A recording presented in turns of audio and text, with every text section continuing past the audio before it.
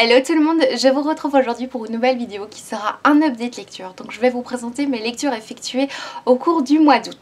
Durant le mois d'août, j'ai participé au challenge des 4 maisons. Je vous en ai parlé dans une vidéo que je vous mets en barre d'informations. Et vous saurez donc dans cette vidéo si j'ai réussi ou raté mon challenge. J'ai commencé le mois d'août avec ma lecture de Forbidden Love de Miyuki Kitagawa, publié chez Akiko, qui est un tome 1. Donc c'est un manga dans lequel on retrouve une jeune fille qui est complètement déprimée puisque son petit ami l'a plaquée. Alors elle va faire un voyage en Italie pour se changer les idées, et en Italie elle va rencontrer un jeune garçon avec lequel elle va avoir une nuit complètement torride. Quand elle rentre au Japon, on ne sait pas trop pourquoi, sa maman lui annonce en fait qu'elle a un frère qu'elle n'a jamais rencontré, et quand elle va rencontrer ce jeune homme, elle va se rendre compte que c'est le gars avec qui elle a passé la nuit. Alors c'est un livre donc, du coup qui nous parle d'inceste. C'est un sujet qui m'intéresse quand même parce que je me demande toujours comment les auteurs vont aborder ce fameux sujet. Là j'ai été vraiment déçue par ce premier tome parce que la manière dont on en parle c'est vraiment comme si c'était pas du tout important. Voilà, le gars limite il s'en fiche qu'il a couché avec sa soeur. Enfin j'ai pas trop compris ses réactions, à moins que ce soit un spoil pour la suite, j'en sais rien. La fille elle est cruche comme pas possible, du coup j'ai pas forcément envie de lire la suite. Donc voilà, je ne vais pas noter ce livre parce que j'ai toujours du mal à noter les mangas, hein. En tout cas je vais pas lire la suite. Peut-être que si quelqu'un me dit comment ça se passe, je serais contente de le savoir, mais j'ai pas du tout envie d'acheter la suite. Ensuite, je me suis lancée dans Travail soigné de Pierre Lemaitre, publié chez Le Livre de Poche. Dans ce livre, nous sommes dans une enquête policière. Notre héros, Camille Verhoeven, doit enquêter sur une série de meurtres assez sanglants commis sur des femmes. C'est un livre qui est quand même assez lent puisqu'on passe beaucoup de temps à décrire les personnages. Donc c'est vrai qu'au début, on peut être un petit peu déstabilisé et freiné par la longueur de ces descriptions. Même si la majorité du livre est quand même assez lente et que l'enquête est assez classique, on a quand même ce point positif que plus Pierre Lemaitre nous parle de ses personnages, plus on est proche d'eux, on a cette proximité qui fait qu'on s'y attache. Et du coup on est attaché à cet enquêteur, à sa femme, à son futur enfant, voilà, on a envie de savoir ce qui va lui arriver. Et c'est surtout ça qui nous fait tourner les pages et qui nous donne aussi envie de savoir la suite de l'enquête policière. L'enquête policière, comme je vous le disais, est assez classique. Donc voilà, on a des moments où il se passe pas grand chose, ils n'ont pas beaucoup d'informations, puis des moments où il y a un petit peu plus d'informations, mais il n'y a jamais d'action. Il y a jamais beaucoup d'action dans ce livre, c'est quand même assez lent. Le seul moment où il y a véritablement de l'action, c'est sur les 30 dernières pages. Alors là, ces 30 dernières pages sont vraiment incroyables, tellement il se passe des choses, on a peur, on stresse. Peut-être que voilà, cette fin, ce côté stressant est renforcé justement par le fait que le reste du livre est très lent. Du coup à la fin on n'en peut plus, on a envie de savoir ce qui va se passer, jusqu'à cette fin complètement folle qui m'a laissé un véritable choc. Quand je suis sortie de ma lecture, j'étais vraiment choquée. Bien sûr la révélation finale, moi je l'avais un tout petit peu vu venir, du coup c'est un petit peu dommage, mais heureusement voilà, ce choc final a fait que ce livre est une très bonne lecture. Si vous êtes habitué au thriller où il se passe énormément de choses, où il y a beaucoup d'action, peut-être que vous allez être déstabilisé par cette lecture puisque c'est très lent. Il aime bien fouiller ses personnages, du coup voilà, on n'a pas ce côté haletant dans ce livre, mais en tout cas c'est un très bon policier que je vous conseille, pour lequel j'ai mis 16 sur 20. Ensuite je me suis lancée dans la lecture de Harry Potter and the Cursed Child Parts 1 and 2, donc le dernier Harry Potter qui est sorti, vous en avez certainement entendu parler. Donc il s'agit de cette pièce de théâtre sur la suite d'Harry Potter, donc je ne vais pas vous dire de quoi ça parle, je vais plutôt vous donner mon avis sur le livre. Donc j'avais pas du tout prévu de mettre une note ou de coter ce livre, de le critiquer, mais en fait en ressortant de ma lecture j'ai tellement de choses à dire qu'il faut que je fasse un article, donc je vais essayer de vous faire un article prochainement que je vous mettrai sur le blog. Donc d'abord les grands points positifs de ce livre, c'est d'abord le fait qu'on retrouve le monde d'Harry Potter avec lequel j'ai grandi, ce monde merveilleux qui me fait frissonner. Ces films, moi les livres je les ai lus, je pense le 1 je l'ai lu 14 fois quand j'étais plus jeune, j'avais mis des barres à chaque fois que je lisais, le 1 je l'ai lu 14 fois. Voilà, les films je les ai vus également énormément de fois. Du coup voilà, le monde d'Harry Potter n'a vraiment plus de secret pour moi, et surtout le monde d'Harry Potter, c'est difficile d'être objectif en fait avec tout ce que je rencontre sur ce monde, et du coup quand j'ai commencé cette lecture je m'attendais pas du tout à en ressortir dans cet état. Alors j'ai beaucoup aimé le fait qu'on retrouve cette nostalgie, qu'on retrouve nos personnages, parce qu'après tout c'est quand même les personnages qu'on aime tant. J'ai aimé la relation qui s'installe entre Harry et son fils, c'est une relation très difficile et très facile à comprendre puisque Albus, donc ce second fils, il a très peur de ne pas être à la hauteur de son père, donc leur relation est vraiment très difficile puisque Harry comprend très mal son fils. Donc voilà, j'ai beaucoup aimé le fait que ce livre se lise très rapidement. C'est une pièce de théâtre, mais on a beaucoup de détails sur, enfin, voilà, avant chaque chapitre, on sait où ça se passe, à quel moment, voilà, on a des détails sur l'aspect visuel de la pièce de théâtre. C'est un script, pour ceux qui ont déjà lu des pièces de théâtre, ça va vous être assez familier. Ça se lit très très rapidement, le style d'anglais est vraiment très très simple, donc ça c'est vraiment tous les côtés positifs de ce livre. Mais malheureusement, j'ai eu l'impression quand je suis sortie de cette lecture d'avoir lu une fanfiction. Et alors je me suis dit ça avant de lire tous les commentaires des gens, et puis je vois que je ne suis pas la seule à avoir pensé d'avoir lu des choses complètement invraisemblables. J'étais vraiment étonnée que J.K. Rowling ait participé au script de cette histoire, parce qu'il y a vraiment des choses que je ne peux pas concevoir, que je ne peux pas croire. Des personnages qui disent des choses qui ne sont pas du tout crédibles. Je vous en dirai plus dans mon article, mais voilà, c'est tout des choses, des je t'aime qui n'ont pas lieu d'être, que ces personnages ne diraient jamais. C'est ce genre de choses qu'on retrouve dans une fanfiction, que j'aurais pu retrouver dans la fanfiction de Norman Lippert par exemple, qui est un auteur qui avait publié la suite d'Harry Potter. Donc J.K. Rowling avait accepté qu'il publie cette suite, et j'ai vraiment eu l'impression de retrouver un Norman Lippert, tellement il se passe des choses bizarres, des personnages qui sont pas censés exister, qui sont pas... Voilà, beaucoup de choses un peu comme ça. La lecture est plutôt au service des fans plutôt qu'au service de l'histoire. Mais bon, voilà, tant pis. C'est un livre que franchement, s'il n'existait pas, ce serait pas plus mal. Et voilà qu'il existe, évidemment, il fallait que je le lise. Mais s'il n'existait pas, ce serait vraiment pas un grand drame.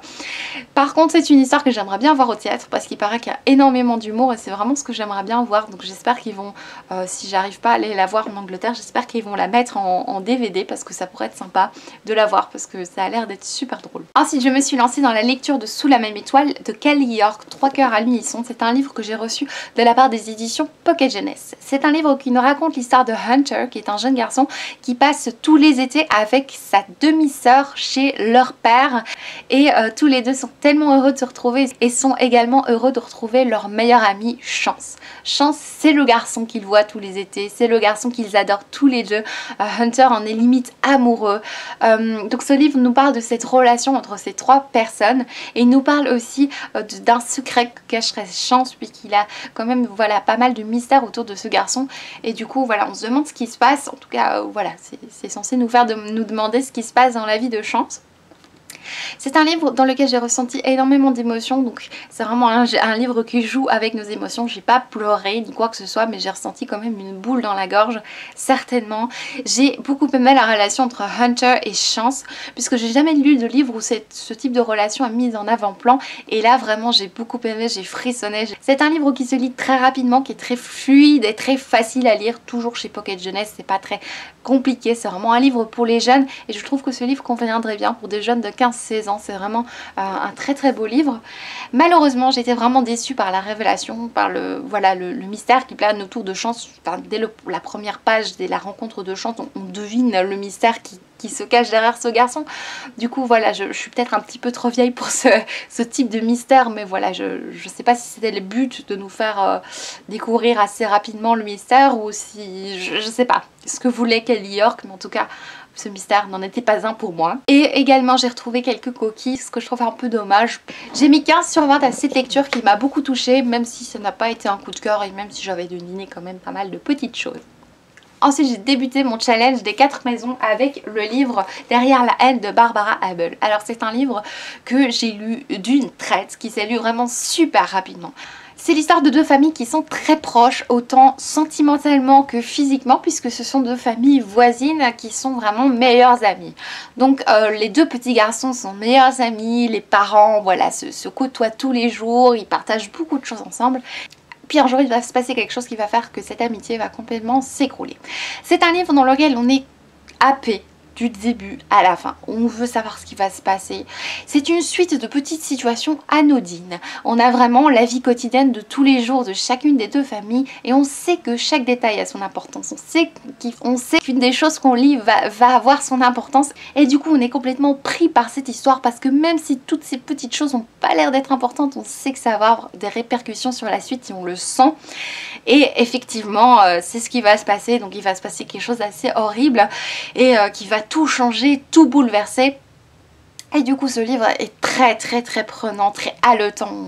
On ne sait pas ne pas tourner la page, on ne sait pas sortir de ce livre. Voilà pour cette lecture.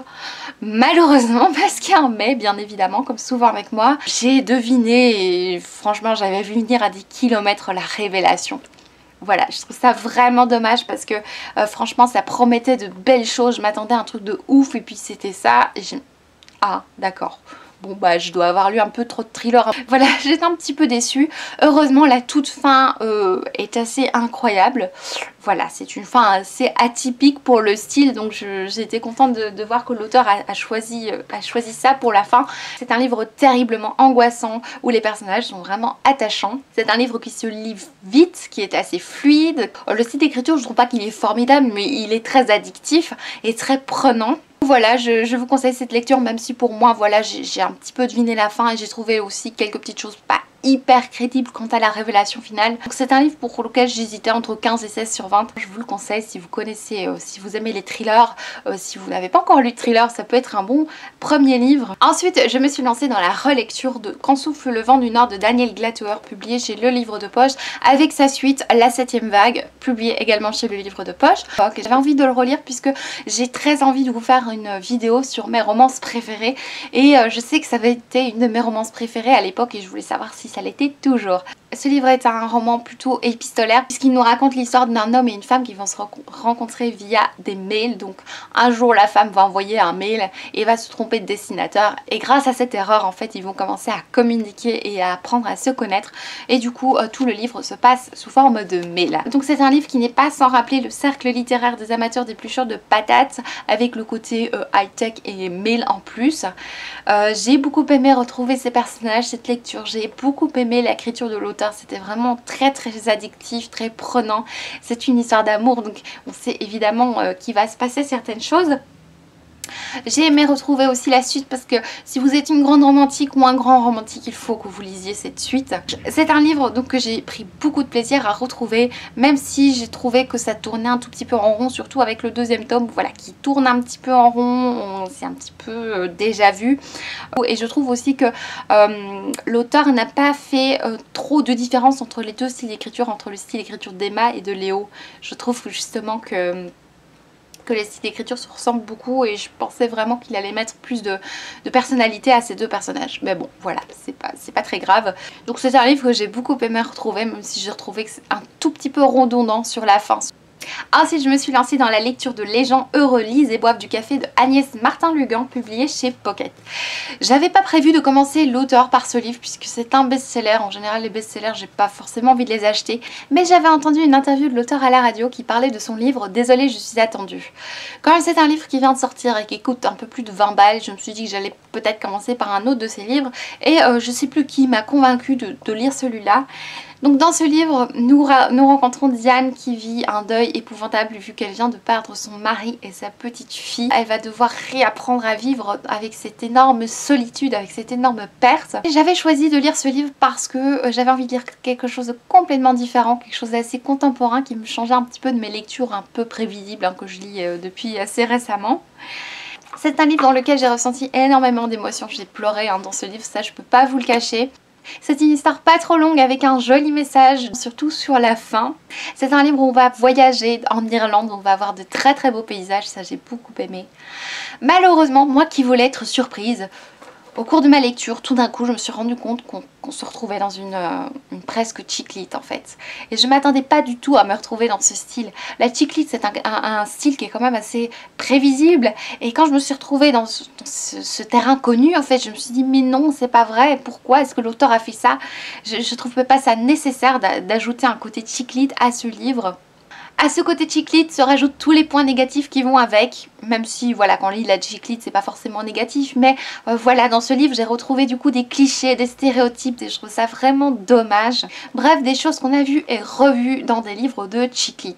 Et du coup il y avait ce côté complètement prévisible que je ne voulais absolument pas dans cette lecture et du coup qui m'a forcément déçue. J'ai eu certaines réactions assez violentes en lisant ce livre parce que même si pendant une grande partie du livre j'avais quand même les larmes aux yeux, j'ai pas mal de fois levé les yeux au ciel, j'étais vraiment déçue de me retrouver en terrain connu alors que je voulais quelque chose de franchement différent.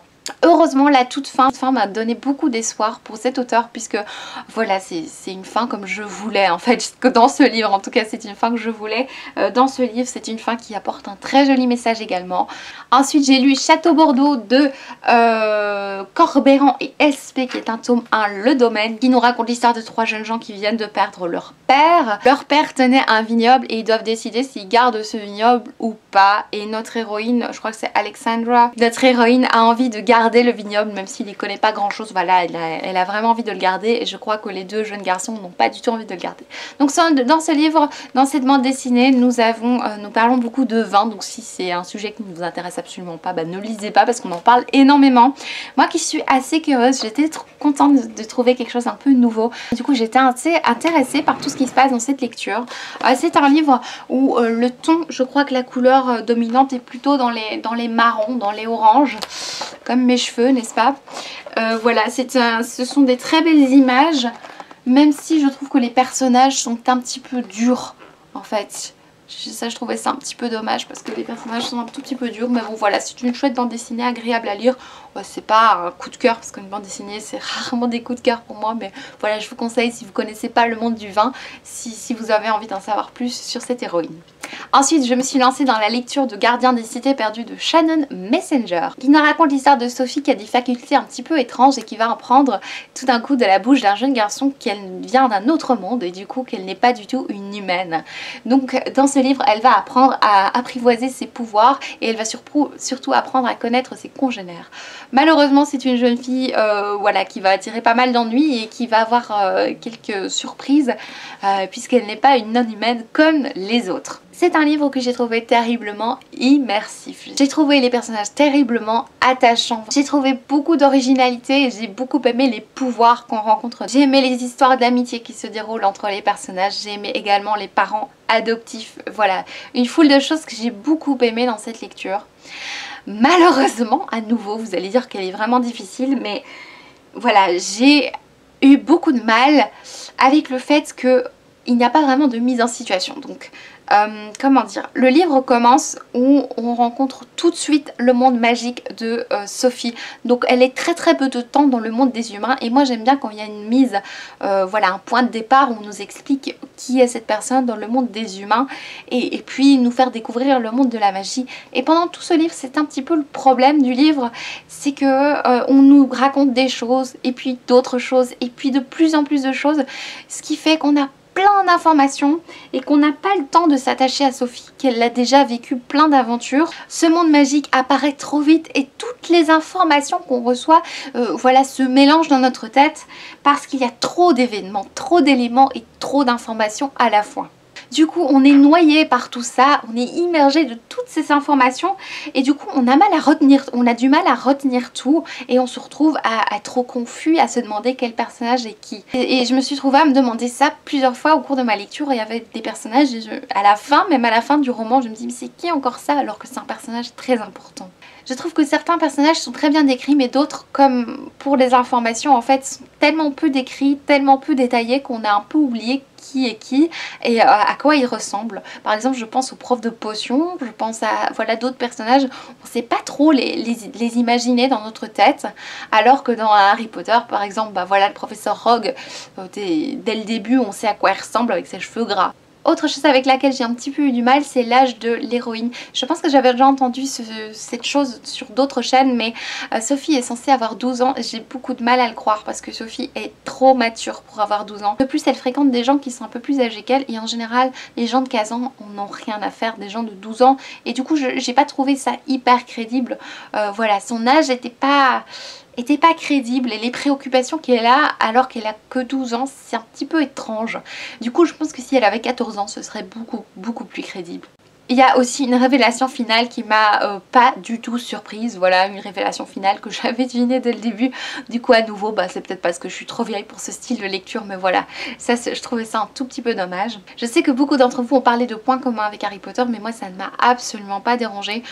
J'ai en effet retrouvé quelques petites choses, voilà, une situation en rapport avec les souvenirs au début du livre, le professeur de potions, des personnages magiques, voilà, des choses comme ça, mais Ça m'a pas dérangé parce que le monde est quand même assez original, voilà, c'est vraiment un monde très différent d'Harry Potter, du coup ça m'a vraiment pas dérangé du tout. Donc c'est une lecture que je sais pas coter parce que quand je suis sortie de cette lecture elle m'a encore poursuivie pendant plusieurs jours, j'ai très envie de lire la suite, mais j'espère que dans les autres tomes on va être plus... comment dire, les informations vont être un petit peu moins digestes parce que là j'ai vraiment l'impression d'avoir eu trop d'informations. Parfois dans une page on avait 3 nouveaux mots et moi j'arrivais pas à suivre, enfin c'était vraiment compliqué pour moi. Donc voilà pour cette lecture pour laquelle je ne sais pas mettre une note parce que c'est un petit peu compliqué. Ensuite j'ai lu A Silent Voice de Yoshitoki Aoyama, publié chez les éditions Clown Shonen. Je suis pas très douée dans les noms japonais étrangers. Ce livre nous raconte l'histoire d'un jeune garçon qui fout un petit peu la merde dans son école, vu qu'il aime bien embêter les gens différents de lui. Il aime bien faire plein de bêtises, plein de challenges où il fait le plus de bêtises possible. Et un jour dans son école, dans sa classe particulièrement, va arriver une jeune fille sourde et il va commencer à l'ennuyer et à lui poser plein de problèmes. C'est une histoire vraiment très touchante qui m'a apporté beaucoup d'émotions.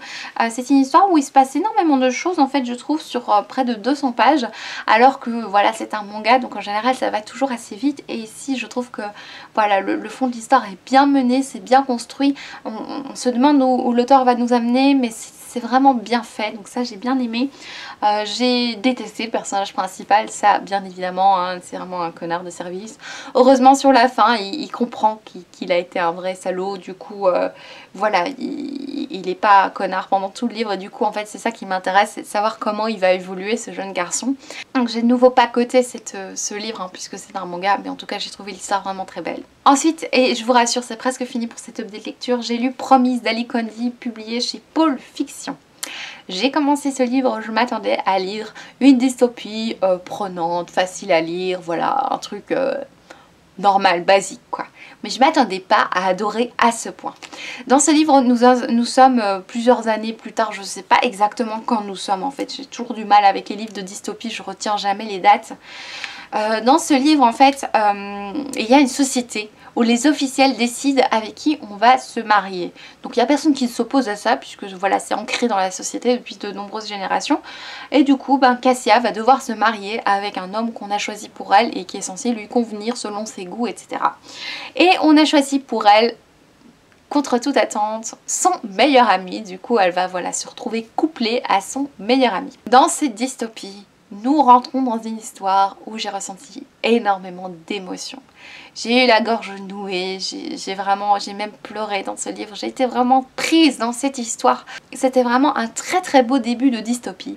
Je trouvais qu'il y avait des très bonnes idées, même si elles sont pas super originales, qu'elles sont parfois prises à gauche à droite, je trouve que l'ensemble donnait vraiment très bien. J'ai bien aimé le fait qu'on nous montre les failles de ce système, puisque dans toutes les dystopies c'est un peu pareil, hein, il y a des failles du système et on nous les montre. Et j'ai bien aimé le fait que Cassie soit à ce point soutenue, parce que souvent dans les dystopies c'est toujours l'héroïne ou le héros qui pense des choses et il n'y a personne qui le soutient. Et là j'ai bien aimé le fait qu'elle soit très bien soutenue.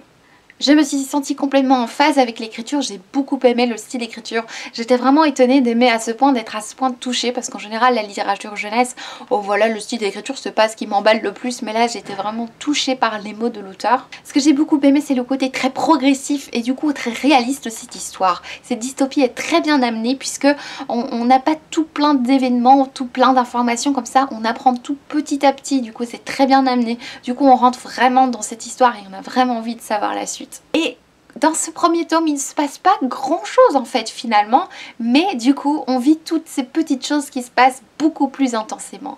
On a une histoire d'amour qui est très belle, que j'ai beaucoup aimé. Bien sûr la fin peut être un peu prévisible parce que dans les dystopies c'est toujours un peu pareil, ça termine de la même manière et le deuxième tome est souvent agencé de la même manière.